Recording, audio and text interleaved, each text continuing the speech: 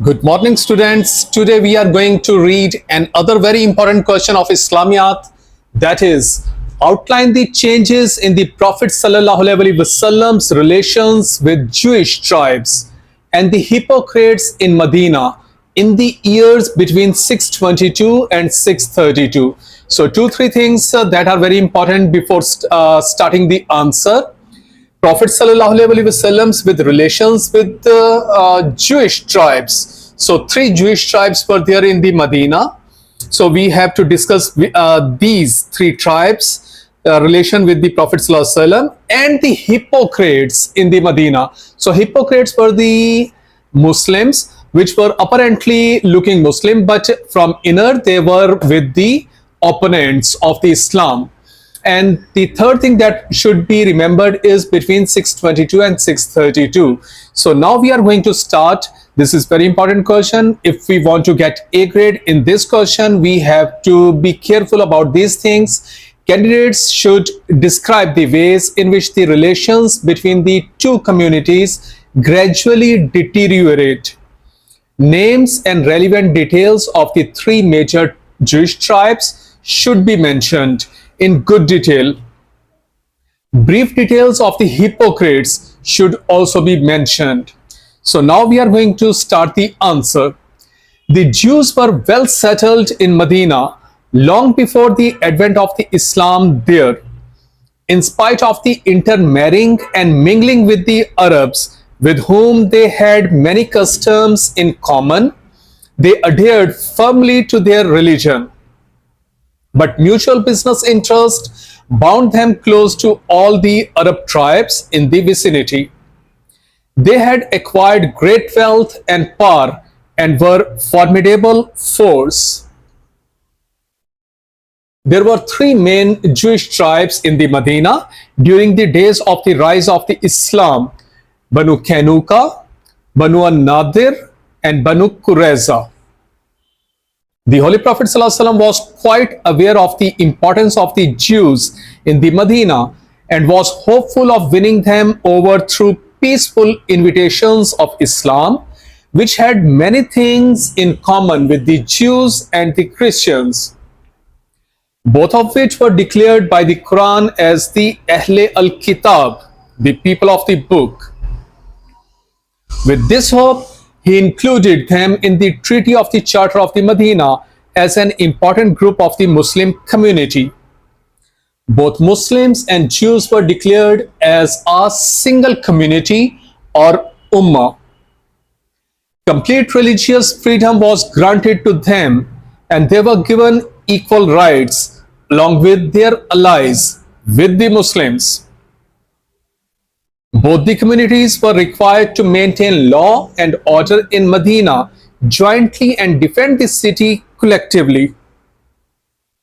However, not many of the Jews accepted the Holy Prophet ﷺ, and those who did were small in number, like Abdullah bin Salam of Banu Kanuka.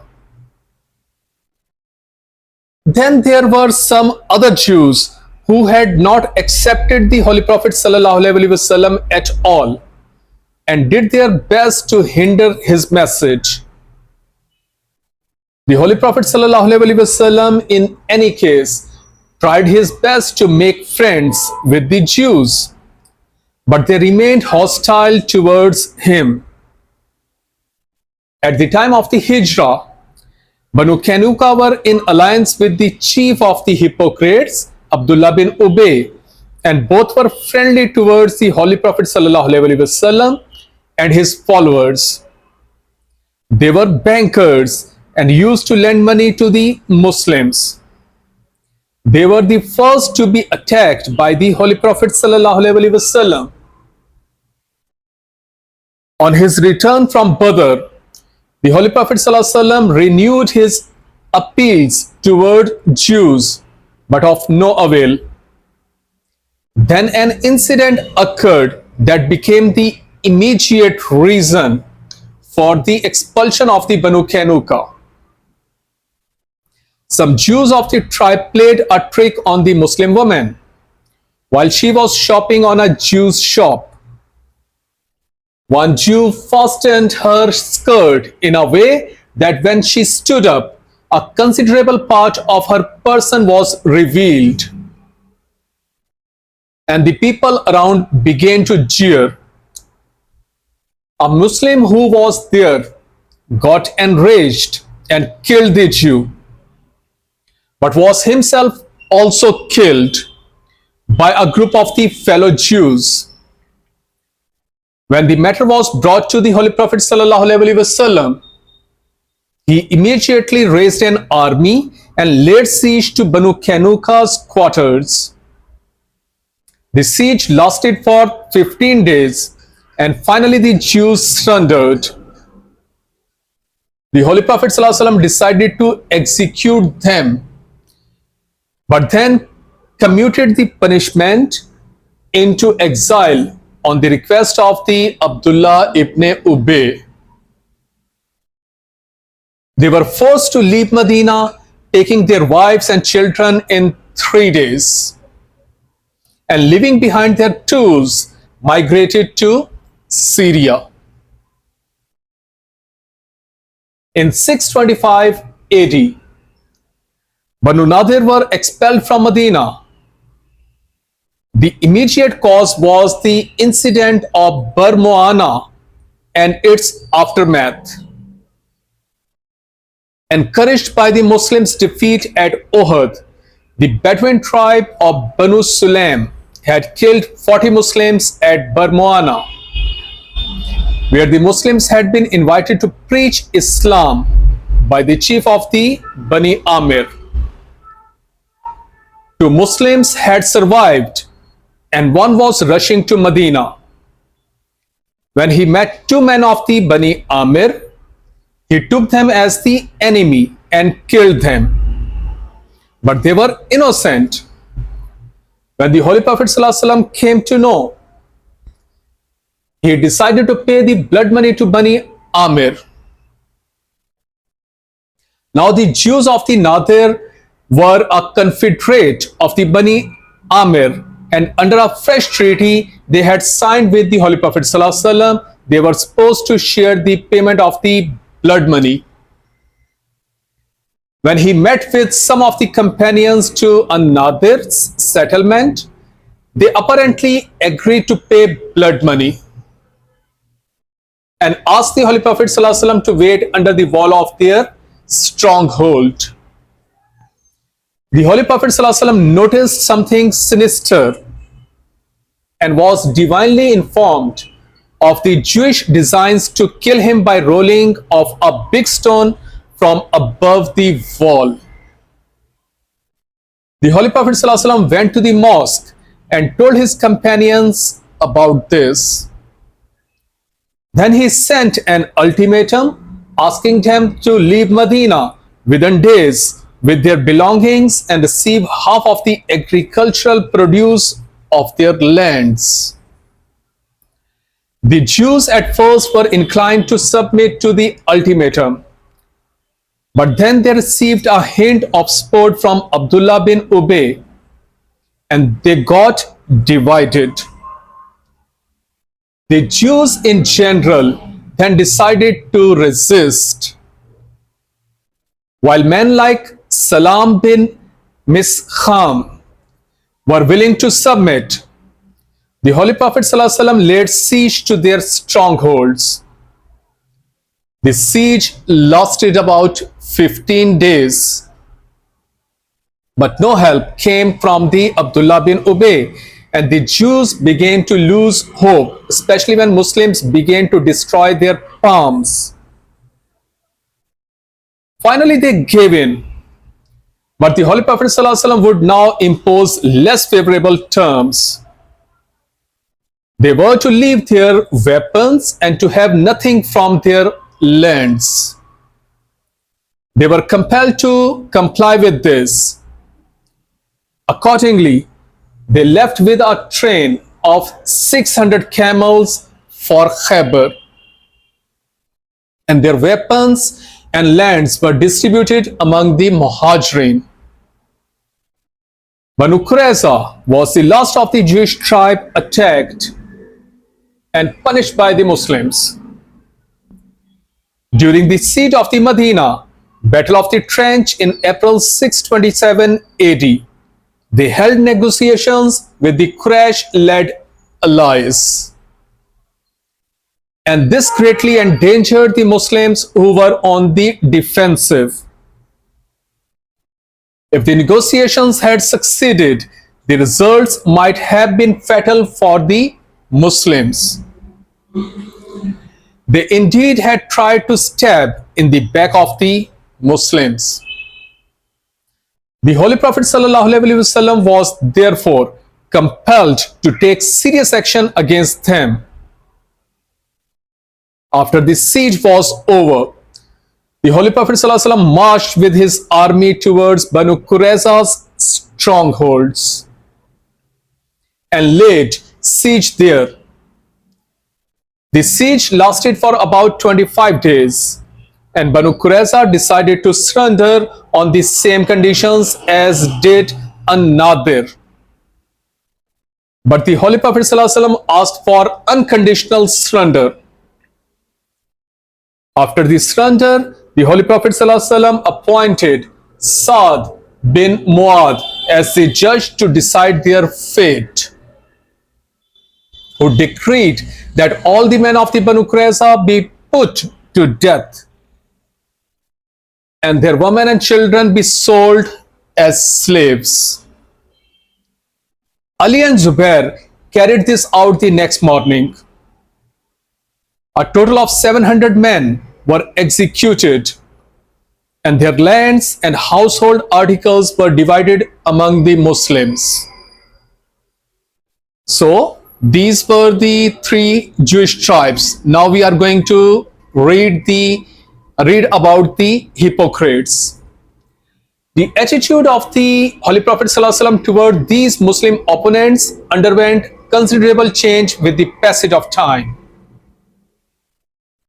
On Holy Prophet ﷺ's arrival at Medina, Abdullah bin Ubay of Banu Khazraj had gained prominence, and he strongly wished to become the chief of Medinite politics with the help of his Jewish ally Banu Kanuka.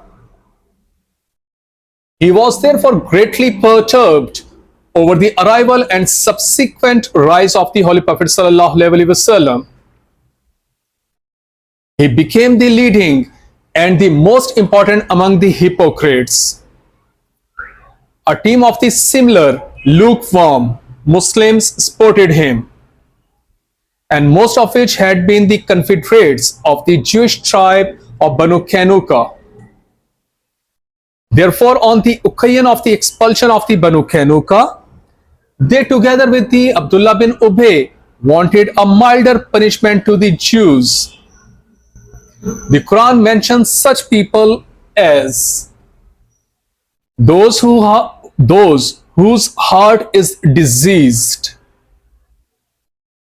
These hypocrites, mainly during the first 5 years of the Hijrah, were engaged in weakening the Holy Prophet ﷺ's position by verbal arguments, by criticizing the Quran, especially some of the more recent revelations.